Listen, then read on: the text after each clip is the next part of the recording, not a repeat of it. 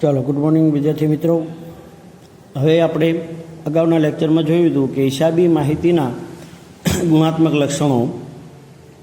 હવે આ લક્ષણોની અંદર 4 લક્ષણો આપણે કુલ જોયા હતા, કે સાવ ટૂંકમાં જોયા હતા આપણે, કે વિશ્વાસપાત્રતા, સુસંગતતા, સમજ ક્ષમતા અને તુલનાત્મકતા. હવે એને વિગતથી આપણે સમજી લઈ.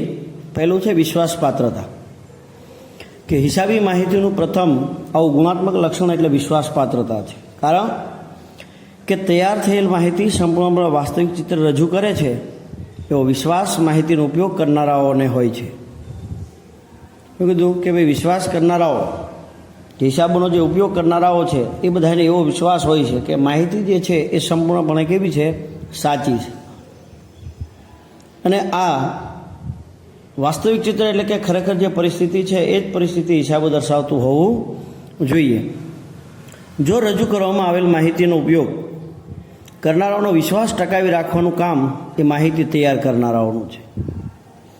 માહિતીનો ઉપયોગ કરનારાઓ પછી કોઈ પણ પક્ષ હોય, લેણદાર હોય, દેવાદાર હોય, સરકાર હોય કે પછી કોઈ પણ બેંક હોય, તો દરેક વ્યક્તિઓનો વિશ્વાસ જો ટકાવી રાખવું એ કામ કોનું છે?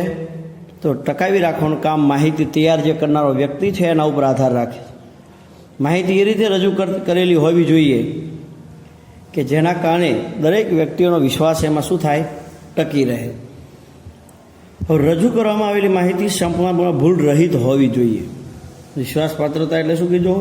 કે જે તૈયાર કરવામાં આવેલી માહિતી છે એ કેવી હોવી જોઈએ? તો કે ભૂલ રહિત, સંપૂર્ણપણે સાચી અને કોઈ પણ જાતની ભૂલ વગરની હોવી જોઈએ. તેમાં હિસાબની કે અન્ય પક્ષકારના કોઈ પણ અંગત અભિપ્રાયનો સમાવેશ થયેલો ન હોવો જોઈએ. એટલે કે જે હિસાબની છે, જે હિસાબ તૈયાર કરનારો વ્યક્તિ, એ વ્યક્તિ જે છે એ વ્યક્તિ દ્વારા તૈયાર કરવામાં આવેલા જે હિસાબો છે એમાં કોઈ પણ જાતનો પોતાનો અંગત અભિપ્રાય એમાં હોવો જોઈએ નહીં. કારણ કે એનાની અંદર કોઈ એવો લઘુતા ગ્રંથિ બંધાયેલી ન હોવી જોઈએ અને એનો ઉપયોગ આમાં ન થવો જોઈએ. એ ખાસ ધ્યાન રાખવાનું હોય છે. નિયમો અને સિદ્ધાંતોનું સંપૂર્ણપણે પાલન કરે હશે તો તૈયાર થયેલ માહિતી આપોઆપ વિશ્વાસપૂર્ણ રજૂઆત કરશે. હું કીધું કે જો આપેલી માહિતી એ સંપૂર્ણપણે નિયમોનો અને સિદ્ધાંતો મુજબ તૈયાર થઈ છે તો આ માહિતી આપોઆપ કેવી થઈ જશે? તો વિશ્વાસપૂર્ણ રજૂ થઈ જશે. કારણ કે આ વિશ્વાસપાત્રતાના લક્ષણમાં વિશ્વસનીય રજૂઆત, તટસ્થતા, એટલે કે એમાં શું હોવું પડે? સ્થિરતા હોવી જોઈએ હિસાબોમાં. ઘડીક આમ ને ઘડીક આમ એમ નહીં. એટલે કે વિચાર તટસ્થતા, વિચાર વિવેક, યોગ્ય વિચારીને નિયમો અને સિદ્ધાંતોને આધીન લખાયેલું હોવું જોઈએ. અને પૂર્ણતા, પૂર્ણતા એટલે શું કીધું? કે હિસાબો જે છે એ સંપૂર્ણપણે સાચા હોવા જોઈએ અને પૂરેપૂરા હોવા જોઈએ. અધૂરી માહિતી હોવી જોઈએ નહીં. તો એવા પેટા લક્ષણોનો સમાવેશ આ વિશ્વાસપાત્રતાની અંદર કરવામાં આવ્યો છે કે આવા લક્ષણો, વિશ્વાસપાત્રતાની સાથે આવા લક્ષણો પણ એમાં હોવા જોઈએ કે જેથી કરી હિસાબી જે છે એનું આ પહેલું ગુણાત્મક લક્ષણ કીધું આપણે. કઈ કીધું? વિશ્વાસ પાત્રતા. બહુ જરૂરી છે. કારણ કે વિશ્વાસ માણસનો જે ટકાવી રાખો તો જ તમારી પાસે સ્થિર ગ્રાહક વર્ગ રહેશે અને ગ્રાહકો તો જ તમારી પાસે આવવાના છે. હવે બીજું કીધું સુસંગતપણું. બીજું શું કીધું આપણે? સુસંગતપણું. સુસંગત એટલે કેવું? તો એને લાયક હોય એવું, એને અનુકૂળ હોય એવું. રજૂ કરવામાં આવેલ માહિતી ઉપયોગકર્તાઓને જરૂરિયાતોને પૂર્ણ કરે અથવા તો પૂર્ણ કરવા માટે સક્ષમ હોય તો એ માહિતીને સુસંગત માહિતી કહેવામાં આવે છે. સુસંગતપણું કેવું લક્ષણ છે? કે જે ઉપયોગકર્તાઓ પોતાની માહિતી આધારિત નિર્ણય લેવામાં મદદ કરે. સુસંગત એટલે કેવી? કે ભાઈ જે માહિતીનો ઉપયોગ કરનારો જે વર્ગ છે એ દરેક વર્ગને પોતાની જરૂરિયાત જે હોય ને એ જરૂરિયાત મુજબની માહિતી એમાંથી એને મળવી જોઈએ કે જેથી કરી એના આધારે એ શું કરે? તો કે પોતાના નિર્ણયો છે એ લઈ શકે. હિસાબનીશ દ્વારા તૈયાર થયેલ માહિતી કે રજૂ કરવામાં આવેલ માહિતી એવા પ્રકારની હોવી જોઈએ કે રોકાણકારો આ માહિતીના આધારે નક્કી કરી શકે કે એને ભૂતકાળમાં લીધેલા નિર્ણયો કેવા છે? બરાબર હતા કે નહીં? વર્તમાનમાં નિર્ણય જે કંઈ લેવાના છે એ બરાબર છે કે નહીં? અને ભવિષ્યમાં નિર્ણય જેને લીધો તો લેવાનો થશે એ પણ બરાબર હશે કે નહીં. આ માહિતી એ માત્ર ને માત્ર આવા ગુણાત્મક લક્ષણો દ્વારા રજૂ કરી શકાય. ત્રીજું છે સમજ ક્ષમતા.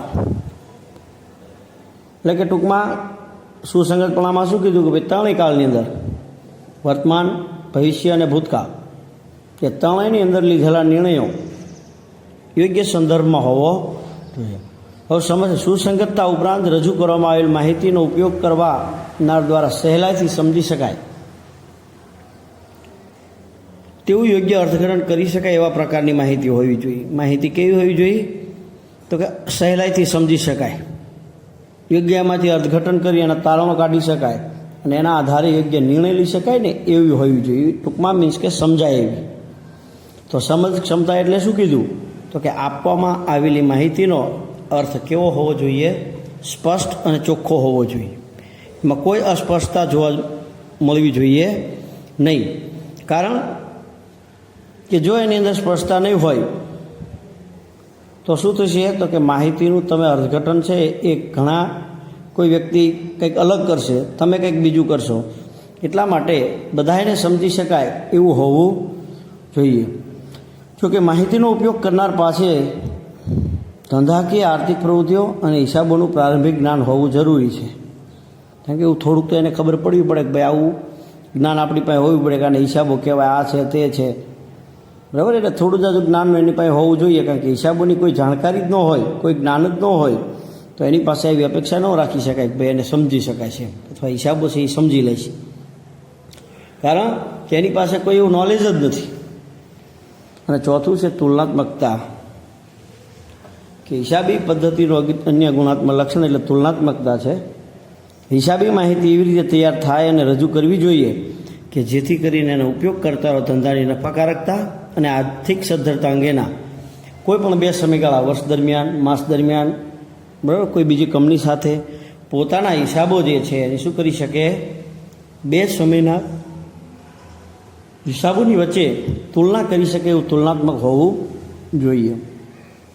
તુલનાત્મકતા ગુણધર્મ હોવાથી ઉપયોગકર્તાઓ દ્વારા બે જુદા જુદા સમયગાળાના પરિણામોની તુલના કરે પોતાના નિર્ણયો એના ઉપર લેતા હોય છે કે ભાઈ ગયા વર્ષે કેવું હતું, આ વર્ષે કેવું છે, એના આધારે શું કરતા હોય છે? પોતે અમુક નિર્ણયો લેતા હોય છે. અને કંપનીના કિસ્સામાં તૈયાર થયેલ હિસાબોમાં ગયા વર્ષની અને ચાલુ વર્ષની હિસાબી બાબતો જેવું કે આવકનું પત્રક કે ભાઈ ગયા વર્ષે આવક કેવી હતી, આ વખતે આવક કેવી છે, પાકું સર્વેયું કે ગયા વખતે ધંધાની મિલકતોને દેવા કેટલા હતા, આ વખતે ધંધાની મિલકતોને દેવા કેટલા છે. તો આવી ઘણી બધી માહિતીઓ કે જે એને હિસાબો પરથી લેવાની હોય છે. તો આવી બધી માહિતી પછી રોકડ પ્રવાહપત્રક, રોકડની આવક જાવક કેટલી થઈ ગયા વર્ષે, આ વર્ષે, એવા ટૂંકમાં બે સમયગાળા વચ્ચેની જે કાંઈ માહિતી છે એ જુદી જુદી હિસાબી બાબતોની તુલના થઈ શકે એવા હિસાબો હોવા જોઈએ. ઉપરાંત આંતરપેઢી તુલના પણ હાથ ધરી શકાય. આંતરપેઢી એટલે પોતા પેઢીની અંદરની અંદર, બરાબર, કે કોઈની સાથે તુલના કરી શકાય એવી માહિતી હોવી જોઈએ. ટૂંકમાં સંપૂર્ણ સાચી અને ઉપયોગી માહિતીને તેના ગુણાત્મક લક્ષણોમાં સમાવેશ કરી નીચે મુજબ રજૂ કર્યા કે સંપૂર્ણ સાચી અને ઉપયોગી માહિતી હિસાબી પદ્ધતિ કોને કહેવાય? તો કે એની અંદર આવા 4 લક્ષણો હોવા જોઈએ. કયું? તો કે વિશ્વાસપાત્રતા, સુસંગતપણું, સમજ ક્ષમતા અને ચોથું તુલના. આ ચારે જ્યારે ભેગા થાય ત્યારે હિસાબો સંપૂર્ણ સાચા અને ઉપયોગી માહિતી રજૂ કરે છે. હવે જો કે ભાઈ હિસાબી માહિતીના ઉપયોગકર્તાઓ કોણ હિસાબોનો ઉપયોગ કરશે માહિતીનો અને એમની જરૂરિયાત શું છે? તો ધંધાના સ્વરૂપનો એકાંકી વેપારીમાંથી ભાગીદારી પેઢીમાંથી કંપની સ્વરૂપમાં વિકાસ થયો. પહેલાં એક વ્યક્તિ દ્વારા ધંધો ચલાવો, વધારે જરૂર પડે એટલે બે ભેગા છે, બે કરતાં વધારે લોકો ભેગા, અને આજે એનું કંપની સ્વરૂપ છે અસ્તિત્વમાં આવ્યું. આ વિકાસના કારણે હિસાબી માહિતીના ઉપયોગ અંગેની સીમાઓ પણ વિસ્તરતી ગઈ. આ વિકાસના કારણે શું થયું? હિસાબી માહિતીનો પણ ઉપયોગ દિવસે ને દિવસે વધતો ગયો અને એકાંકી વેપારી કે ભાગીદારી પેઢીમાં હિસાબો માલિકોના પોતાના અંગત ઉપયોગ માટે તેમજ સરકારી હેતુસર તૈયાર કરતા હોવા જોઈએ. કઈ રીતે કરતા હોય? ભાગીદારી પેઢીના હિસાબો એ માલિકોના અંગત ઉપયોગ માટે અને તેમજ સરકારી હેતુઓ માટે. ઘણી સરકારી કામગીરીની અંદર પણ આપણે આ માહિતી છે એ દેવાની હોય, તો એવા હેતુસર આ હિસાબો છે એ શું થતા હોય છે? તૈયાર કરવામાં આવતા હોય છે. હવે આ બંને ધંધાના સ્વરૂપમાં માલિકો જ પોતાના સંચાલકો છે. એમાં યાદ રાખજો કે એક એકાંકી પેઢી અને ભાગીદારી પેઢી, એકાંકી પેઢી અને ભાગીદારી પેઢી, આ બેની અંદર સંચાલકો પોતે જ એના શું હોય છે, માલિકો હોય, ને માલિકો હોય એ જ પોતે સંચાલન કરતા હોય. આમાં કોઈ બહારનો ત્રાહિત વ્યક્તિ હોતો નથી.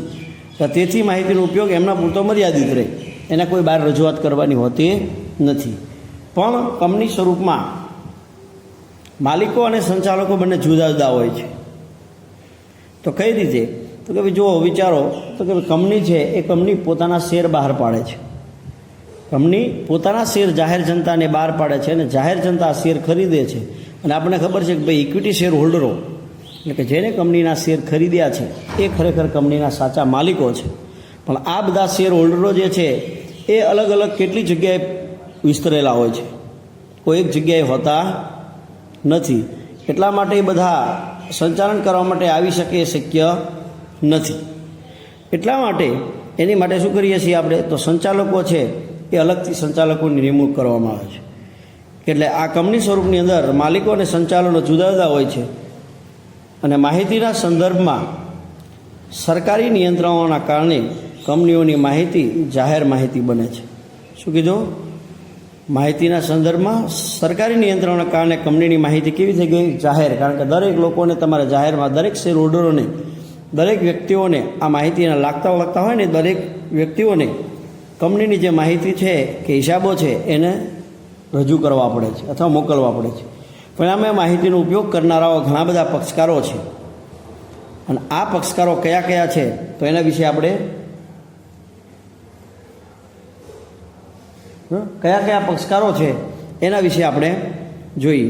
તો એમાં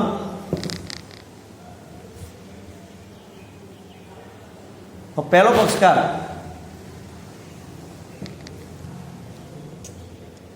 એટલે કે સંચાલકો. કંપનીના સ્વરૂપમાં શેર હોલ્ડરો માલિક ગણાય છે અને કંપનીનું બોર્ડ ઓફ ડિરેક્ટર્સ એટલે કે સંચાલક મંડળ, બોર્ડ ઓફ ડિરેક્ટર્સ એટલે શું થશે? સંચાલક મંડળ દ્વારા ધંધાનું શું થાય છે?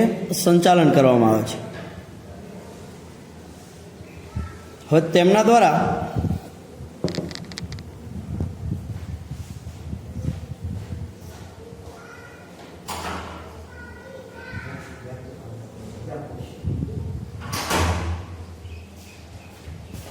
એના દ્વારા કે જે વ્યક્તિઓ દ્વારા નિર્ણય લેવામાં આવે નીતિ વિષયક, એની અસર હિસાબોમાં પ્રતિબિંબિત થતી હોય છે. કે જે કંઈ સંચાલક મંડળે નિર્ણયો લીધા છે એ નિર્ણયોનું પરિણામ શેના આધારે આવતું હોય છે? તો કે હિસાબોમાં જોવા મળશે. ધંધાના નક્કી કરેલા ઉદ્દેશો તેઓ હાંસલ કરી શક્યા કે કેમ એ અંગેની માહિતી પ્રાપ્ત કરે છે. અને એમનું કાર્ય શું કીધું? તો કે હિસાબો જે સંચાલકો છે એના માલિકો તો શેર હોલ્ડરો, પણ સંચાલક મંડળ છે એનું સંચાલન કરે. અને આ જે સંચાલક મંડળ જે છે એને જે કંઈ નિર્ણયો લીધા છે એ નિર્ણયો હિસાબોમાં કઈ રીતે પ્રતિબિંબિત થાય છે, તો એના ઉદ્દેશો હાંસલ કરી શક્યા કે કેમ, એને જે કંઈ નિર્ણય લીધા છે નિર્ણયોમાં એનો ઉદ્દેશ જે હતો એ ઉદ્દેશ સુધી પહોંચી શક્યા, તો અંગેની માહિતી પણ એ પ્રાપ્ત કરે છે. એમનું કાર્ય આયોજન અને અંકુશના આધારે, શેના આધારે કીધું આપણને? આયોજન અને અંકુશના આધારે નિર્ધારિત ઉદ્દેશોની પ્રાપ્તિ અંગેનું છે. એમનું કામ શું સંચાલક મંડળનું? તો સંચાલકોનું કામ એટલે કે ભાઈ આયોજન જે કર્યું હતું એ આયોજન મુજબ કામ કરવા માટે એના ઉપર અંકુશ રાખો અને આ અંકુશના આધારે નક્કી કરેલો ઉદ્દેશ છે એ પ્રાપ્ત કરવાની એનું મુખ્ય કાર્ય છે. તેઓ આયોજિત અંદાજો અને ખરેખર પરિણામની સરખામણી કરીને સંચાલકોએ શું કરવાનું હોય? તો જે તમે અંદાજ મૂક્યા છે અગાઉથી આયોજન,